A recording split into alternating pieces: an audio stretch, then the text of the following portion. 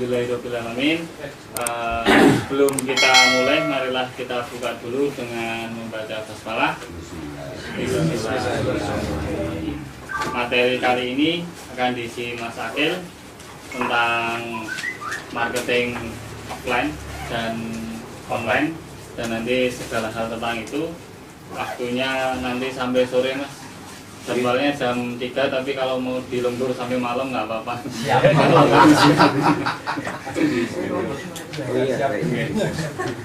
Kemudian tadi malam saya sudah kirim melalui surat elektronik ke beberapa kawan-kawan file materinya. Walaupun mohon maaf malam banget, saya baca jam setengah sudah ngantuk. Terus ini pagi ini kalau misalkan mengendaki hard copy, nanti fotokopi bisa ini. Misalkan mau nitip nggak apa-apa, nanti ada fee broker fotokopinya. Enggak. Tapi yang pasti nanti semuanya kita coba lengkapi, karena ada beberapa orang kalau baca di HP, di WA itu ketumbuk, jadi sering hilang dan lain-lain, sehingga nanti bisa ingin mengawetkan ilmu ya dengan tulisan dan di print gitu, biasanya mungkin lebih awet bagi beberapa orang. Baik, itu saja. Kepada Mas Akil kami persilakan. Handphone di silent, Pak. Jadi ada 3 jenis, Pak, kalau kita belajar idealnya di bisnis properti secara umum. Sementara marketing kita tahu itu salah satu aspeknya saja. Nah, di sini ada website-nya ya? Oh, website ya, kan minta.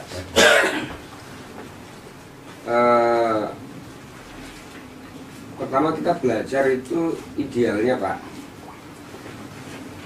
Nah, kan umpamanya perspektif teoretik itu sah kan, berarti ada macam-macam ya kriteriumnya ya. Ada tesisnya, ada antitesisnya, kemudian kita ketemu sintesanya. Pikiran tentang marketing terhadap satu topik itu idealnya orang menjelajah sampai ya 3-4 perspektif lah.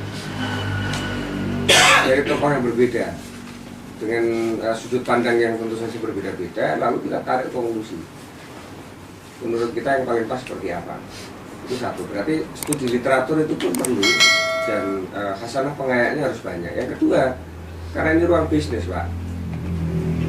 Kalau ketepatan yang kita pelajari bukan kategori eksakta seperti perencanaan dan keuangan atau teknis konstruksi misalnya, akan sangat berbeda hasilnya kalau urusannya kualitatif, sehingga dokumen itu membantu percepatan pemahaman yang sangat baik. Sambil ngomong sambil nyari value. Jadi betapa penting kita memiliki rujukan dokumen. Sampai yang terakhir tentu saja dalam bentuk checklist activity atau item checklist activity. Jadi ada dokumen, ada checklist itemnya, ada khasanah literaturnya. Itu kalau kita bicara sesuatu yang ideal. Ada memenuhi unsur kriteria uniknya nggak ini? Apa pendapatmu tentang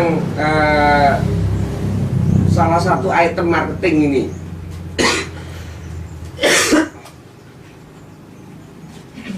Apa pendapatmu? Menarik perhatian.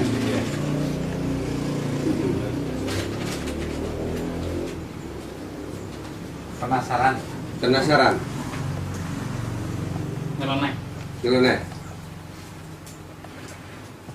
Terus, ayo. Edukasi.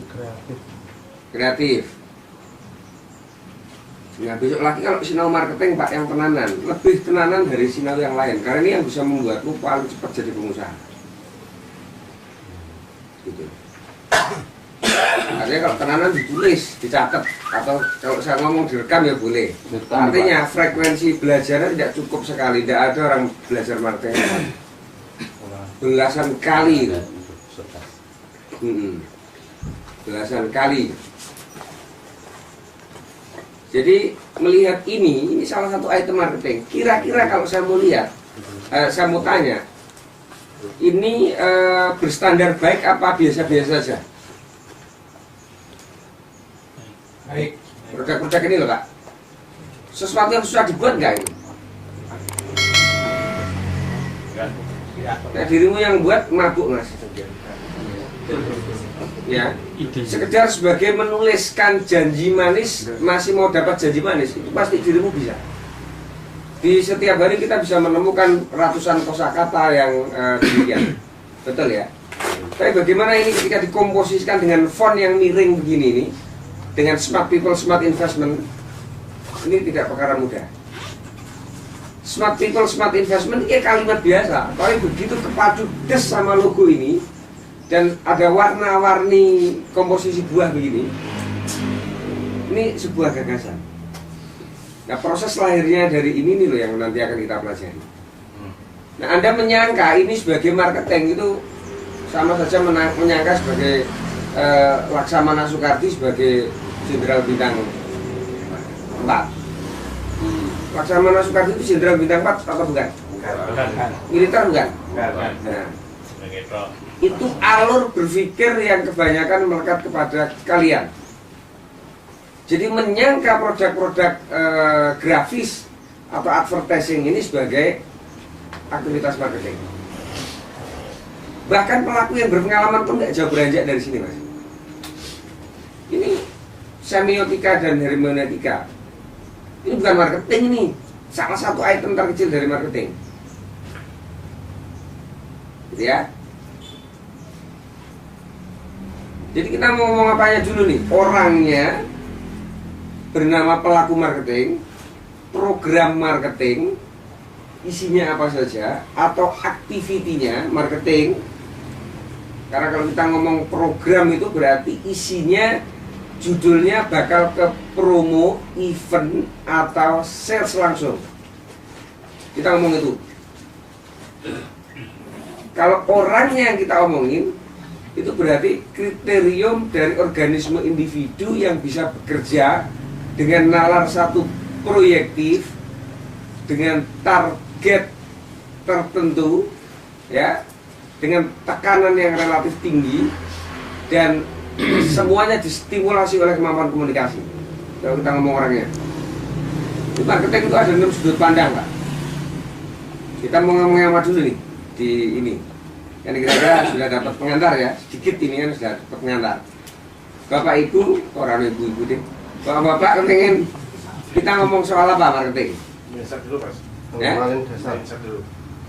Karena sebaiknya kalau kita tadi bicara marketing itu, perspektifnya sebanyak ini Pak. Nah, sebanyak ini tidak diwaca ya percuma juga. Iya kan, ini pada akhirnya kan pada objeknya kan ini kan. Contoh mengapa pilih beli ruko, mengapa pilih menjadi developer perumahan, mengapa pilih berinvestasi tanah. Ini konteks objek marketing lah. Nah, ini sampai pada produk knowledge. Begitu banyak variabelnya Pak. Karena itu siapapun yang menguasai marketing, dia diganjar oleh Gusti Allah jadi pengusaha properti duluan. Ini yang bisa mengantarkan cepat, karena dekat dengan uang. Memilih lokasi, harga masuk akal, legalitas tanahnya terang, dan seterusnya. Nah, kalau kita ngomong legalitas tanah terang, umpamanya apa kewajiban penjual dan pembeli menurut undang-undang, menurut KUHP, teknis akta jual beli itu diatur lewat undang-undang nomor berapa, yang terbaru nomor berapa, itu kewenangan subjek hukum atau para pihaknya. Kalau kita ngomong peralihan hak lewat jual beli, berarti kita ngomong konversi asal haknya, alas haknya. Kenapa ini boleh saya minum? Karena sebagai tamu disuguhi, misalnya. Kenapa ini boleh saya minum? Ya karena itu isinya teh Pak, tanpa arsenik, maka aman Anda minum. Gitu. Kenapa Anda yakin itu tanpa arsenik dan teh itu aman? Ya karena saya pernah kemarin lebih dulu meminumnya Pak. Sejak kapan? Sejak dari umur 3 tahun saya minum teh itu baik-baik saja misalnya. Nah alasnya itu kira-kira gitu Pak. Konteksnya ini kenapa boleh saya minum? Karena disuguhkan atau karena membeli. Atau karena nggak ada yang memiliki berarti boleh dianggap ini milik umum. Nah itu jual beli. Itu kira-kira logikanya. Nah marketing itu sampai ke sana Pak. Karena itu siapa menguasai marketing, dia jadi pengusaha properti duluan. Berarti kalau mengacu kepada tulisan ini, Bapak-bapak, marketing adalah orang yang fasih menguasai legalitas. Nangkep kan ya? Ini muncul ketetapan pengadilan dibatalkan haknya, tanahnya musnah karena tsunami, karena hilang gitu, abrasi dan seterusnya. Jangka waktu kepemilikannya berakhir karena HGU-nya berakhir misalnya. Nah, kalau kita ngomong marketing dalam pengertian identik sebagai tukang jualan, oke saya setuju dengan itu, tak turuti terminologimu. Bagaimana Anda mampu menjual produk kalau ujung dari pemahaman ini tidak dimiliki? Gitu kan? Membedakan HGU sama HGB tidak tahu. Yang tahu hanya SHM misalnya, tidak punya perspektif dari mulai UU PA tahun 6061 sampai undang-undangnya, sampai bagaimana sesungguhnya mekanisme jual beli atas alas hak yang benar itu bisa dilakukan dari segi pengetahuannya gitu ya, tidak tahu. Kemudian tidak punya cukup mentalitas untuk datang ke notaris, sekedar bertanya. Ditambah lagi tidak punya keberanian untuk memulai langkah pertama melakukan aktivitas marketing karena Anda tidak pernah belajar checklist item dari checklist item activity dari yang namanya marketing. Lengkap sudah kita jadi kumpulan orang yang gemar belajar marketing tapi di ruangan. Nah, kira-kira Pak, lengkap sudah. Nah, untuk studi literatur sendiri tadi itu kira-kira segini Pak yang saya baca. Nah ini karena pertemuan pertama nggak apa-apa. Saya istilahnya kita kenalan sih ya belum sampai salaman aja sudah, belum pelukan, belum sambil minum kopi rokok itu belum. Karena sehari ini apa yang bisa kita kerjakan? Nggak banyak Pak. Nggak ada yang sehari ini. Mana dulu aja saya nggak ngerti kan. Karena itu tadi hampir keseluruhan dari aspek bisnis properti bernama perencanaan, arsitek, keuangan, legal, dan marketing itu di cover, empat-empatnya di cover satu. Jadi marketing harus menguasai itu semua.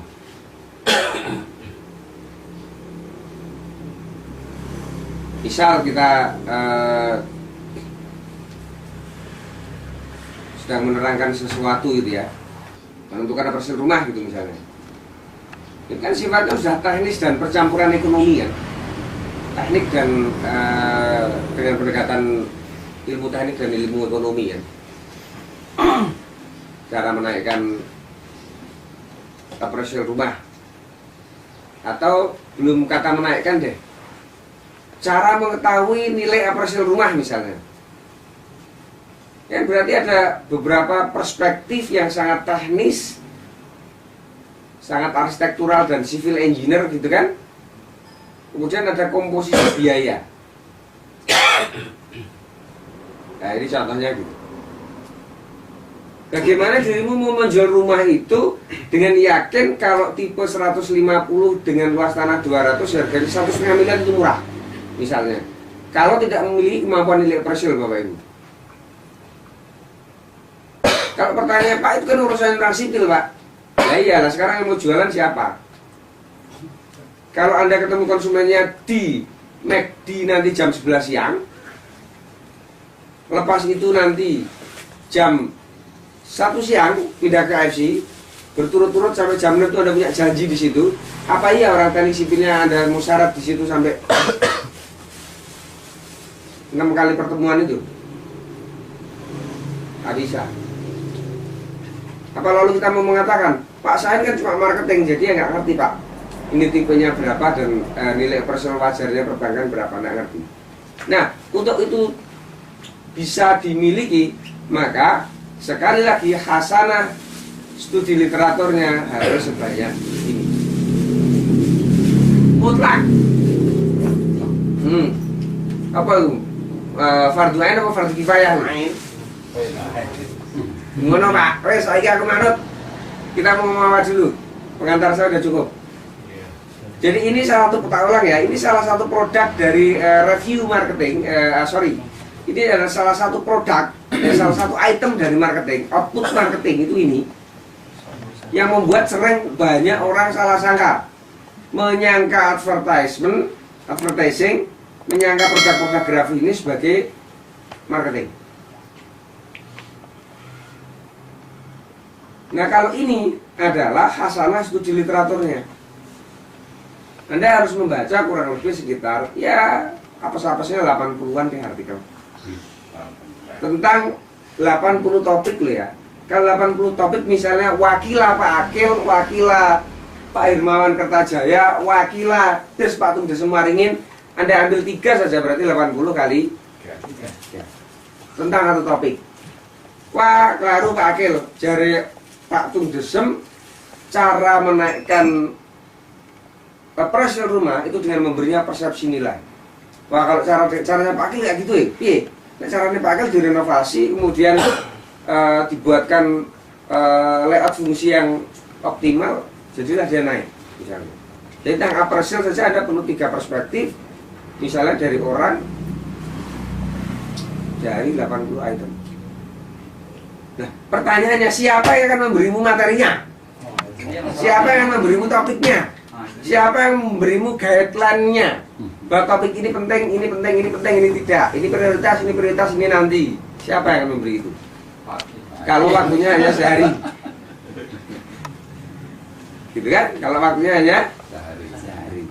Nah, padahal tanpa ini, insya Allah, testimonial saya berujung pada kalimat yang enak. Ora mungkin gue sudah tiba bisnis properti kecuali gue hitung miliar tanpa menguasai formulasi market. Ini Mas.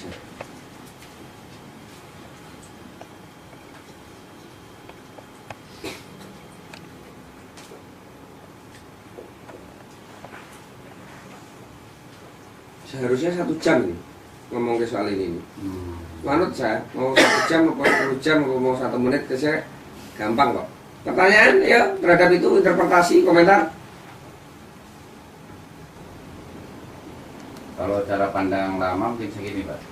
Waktu Century 21 baru masuk ke Indonesia, saya kan di training di World Trade Center sana, diundang gitu. Jadi saya pertama kali masuk ke Indonesia, tapi itu pun langsung yang mentraining itu orang asing Pak. Ya. Tapi karena saya pahamnya itu kan artinya kita mencari rumah, melisting, kemudian kita menjual. Hanya yang disarankan semacam itu, dan kemudian yang mau jadi members itu mereka harus bayar sekian nanti semacam itu. Dan awal pertama kali masuk ke Indonesia itu saya masih ingat sekali. Nah pandangan saya itu kan selama ini marketing itu kan artinya ya kita mencari rumah dengan yang mau jual, kemudian yang pemilik, kemudian kita listing, kemudian pasang iklan biasanya di koran gitu Pak. Kalau Jakarta ya di Pos Kota, di Kompas, gitu, ada koran-koran semacam itu. Saya mengikuti aja, tapi hasilnya itu nggak maksimal. Hasilnya nggak maksimal gitu, artinya mungkin ya menunggu terlalu lama. Banyak broker yang ada di sana itu terlalu lama gitu Pak. Walaupun banyak model-model rumah di situ, tetapi saya melihat untuk transaksi itu slow gitu, lamban. Artinya saya melihat ketika kemarin situasi Pagel itu, wah ini sesuatu yang baru. Artinya ada semacam 10 hari kita harus listing 60-70 rumah. Kemudian ke Mas Eko, siapa kemarin itu yang memberikan itu? Pak Mas Moko siapa? Pak Kuku, yang Mas Kuku gitu. Jadi kita harus muter kayak obat nyamuk katanya gitu. Kita jangan pernah berhenti dan kita harus cari. Kemudian kita harus benar-benar sungguh-sungguh. Apalagi tadi dijelaskan pada itu bahwa yang dekat dengan marketing maka itulah yang penguasa pengusaha properti, dan Gusti Allah itu akan mari gitu loh. Jadi cepat menjadi kaya itu cepat gitu loh. Lah yang saya tahu di Jakarta itu menjadi kaya lama gitu loh. Bisa-bisa nggak jadi frustasi gitu Pak. Frustasi karena ya caranya tradisional. Nah, sedang saya kemarin itu ada terpikir saya, wah ini salah satu agresif marketing ini kata saya. Tapi ya tool-toolnya itu yang ketika pakai harus 2.200 sekian item yang harus itu wah saya merasa banyak sekali harus referensi gitu. Berapa lama yang harus saving waktu gitu, harus mempelajari itu action gitu. Yang saya amati yang di Jakarta tuh sekarang masih begitu aja caranya. Mereka cari rumah slow gitu. Dan pengalaman saya itu menjual satu rumah juga saya beli 450, kemudian 1 tahun baru laku. 1 tahun itu saya jual 625, beli 4,5. Jadi saya dapat untung berapa ya? Lebih lah gitu. Tapi 1 tahun itu pun lama gitu loh. Saya cari, saya pasang tradisional aja saya nggak ngerti. Saya bikin itu, saya pasang tempel gitu. Tapi besok ada yang ngobek gitu loh, nggak ngerti. Jadi yang online offline juga belum mudah. Nah itu karena mindset saya mindset lama gitu loh. Ya mudah-mudahan dengan datangnya ke Jogja ini ada mindset baru gitu. Ya, jadi gini Pak. Pertama-tama broker dan marketing dua topik yang berbeda. Profesional broker itu bagian dari namanya marketing saja. Jadi kita topiknya adalah marketing. Bisa dalam dimensi profesional broker, bisa dalam dimensi proyek. Proyek outputnya bisa landed, bisa TRS building. Kira-kira itu. Nah, kalau kita tadi soal mindset, ini loh alur pengubahan mindset itu. Apa yang bisa Anda tangkap? Jadi kalau Anda tidak datang ke tempat saya atau pelaku marketing yang hari ini aktual sebagai penjual properti, Anda belajar kepada orang yang salah. Siapapun dia yang mengajar, kalau dari hari ini dia tidak berperan aktual sebagai penjual marketing, nggak ada gunanya Anda belajar marketing. Kalau mau konteksnya merubah mindset, Ya. tadi kan dimensinya ada macam-macam tuh, ada 6 tuh ya. Ya. Tapi kalau Anda belajar marketing dari sisi tools medianya, ya nggak usah jadi pelaku marketing dong. Anda belajar kaligrafis, selesai itu urusan. Karena dimensi marketing itu banyak, ada 6 setidaknya ya. Tapi kalau konteksnya mau merubah mindset, nah kalau Anda tidak datang ke tempat saya atau siapapun yang masih real hari ini aktual memiliki peran sebagai pelaku penjual properti, masih ada lanjutan kalimatnya loh, yang berhasil. Nah, penjual properti aja banyak, udah emak-emak udah kongkong banyak itu, pendiri-pendirinya Raibet dan Senturi dan udah kongkong semua itu udah banyak. Yang berhasil ya, Anda nggak berguna. Nah, nalar berpikir ini yang sering saya katakan sebagai nalar berpikir dekonstruktif. Berarti menyaksikan cara bertindak baru, ikut kerja Pak. Anda ikut kerja nanti jadi kayak begini nih, kritis kalau diajak diskusi. Ya kan? 3 bulan kemudian, atau nggak usah 3 bulan kemudian, 10 hari kemudian, dompetnya sama dompet saya beda nasib. Ya, kritis kalau diajak diskusi dia. Bisa ngasih feedback, begini. Pada saat kita cerita misalnya tentang bagaimana teknik mencangkul sawah, dia bilang, oh iya Pak, saya setuju. Waktu saya membajak sawah juga begitu ternyata. Sama, selalu ada padanan-padanan. Itu maksudku menjadikanmu sebagai personifikasi antara kecenderungan dominan orang. Gitu. Dalam output yang lain saya lalu katakan, kosongkan gelasmu kalau mau belajar. Jadi karena segala sesuatunya berkaitan dengan interpretasi atau level klaim keyakinan atau persepsi apa sesuatu yang memungkinkan orang berpendapat, maka ada begitu banyak tafsir tentang cara bertindak. Tapi tidak ada gunanya kalau tidak real bertindak. Ini kalau mau membahas mindset. Jadi mindset itu bukan hasil dari, kecuali eksperimen ya. Ada satu eksperimen gitu, ada yang kelompok kontrol riset ya, riset eksperimen gitu, boleh. Paling baik adalah menyaksikan cara bertindak baru. Berarti Anda ikut bekerja.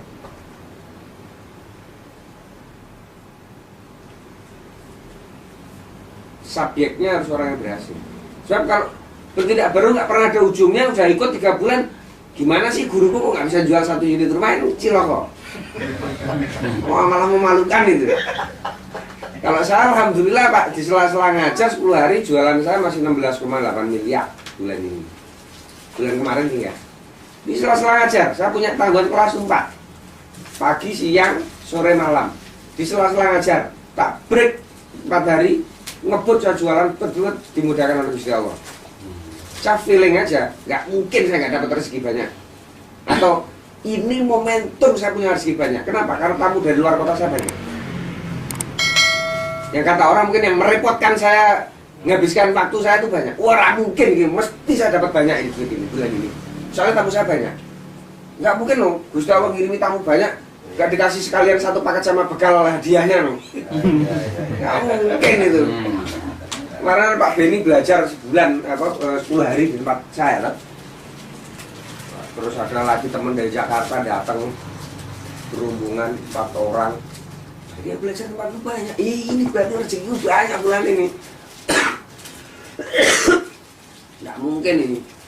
Terus kalau lupa nggak mungkin ini. Mesti 3 tamunya sangune sekalian ini ya. Sangune harus ambil duluan, dapat 16 miliar Bapak. Cepat saja ketemu. Closing, closing. Nah, itu pada level aspek ininya ya, aspek ruhaninya. Statement keyakinan itu loh Pak, tadi yang namanya mindset itu. Mental set, struktur mental bahwa saya yakin menjual banyak. Sebetulnya nggak gitu juga. Terus lalu Anda ikut-ikutan begitu, Anda datangkan Pak Lek, Pak Demu datang ke rumahmu, terus kamu katakan, wah ini kalau Pak Akan 16 miliar, saya 30 miliar dengan jengking nggak bakal 30 miliar juga. Penjelasannya adalah karena kemarin kan ada hari kecepet toh, hari libur panjang toh. Itu loh penjelasannya. Penjelasannya kan karena saya juga iklannya stabil dari dulu. Jadi momentum orang datang liburan ke Jogja kemarin itu betul-betul punya korelasi signifikan terhadap sales properti. Karena ada kan kemarin ini hari libur panjang. Ya dari Jumat Sabtu. Gitu loh Mas. Delalah baik, jarane wong Jawa delalah tamune akeh wis dipas-paske lah.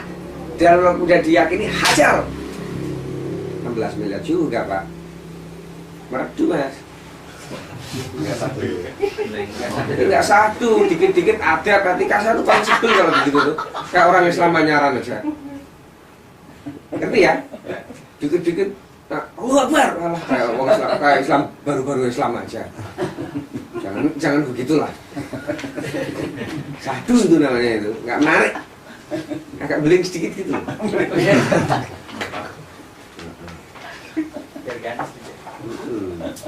Jadi dimuktadal halkan lah ya, dimuktadal halkan. Mana-mana yang jadi nek ngerti kok jangan Asy'ariyah Maturidiyah tok, ngerti kadang-kadang ngerti harus mengerti Mu'tazilah, ngerti Khawarij, sekedar ngerti saja. Ngerti saja. Oh, ada alur yang berbeda dari alur yang hari ini kita. Oke lah, marketing gue malah ngomongnya macam-macam.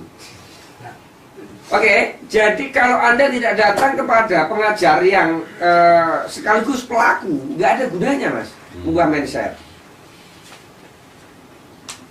Nah, itu baru Anda tarik konklusi. Oh begitu, harus ada kalimat O-nya. Berarti marketing itu, nah mulai di situ dirimu boleh menginterpretasi. Soal cara pasang iklan yang banyak, tampilan grafis yang menarik, seperti yang tadi bilang tadi ya.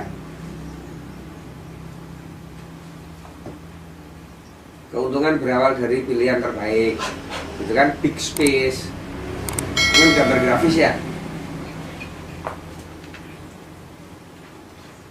Oh ternyata dari segi kemampuan komunikasi intensitas dan fokusnya nggak boleh kecuri sama topik lain.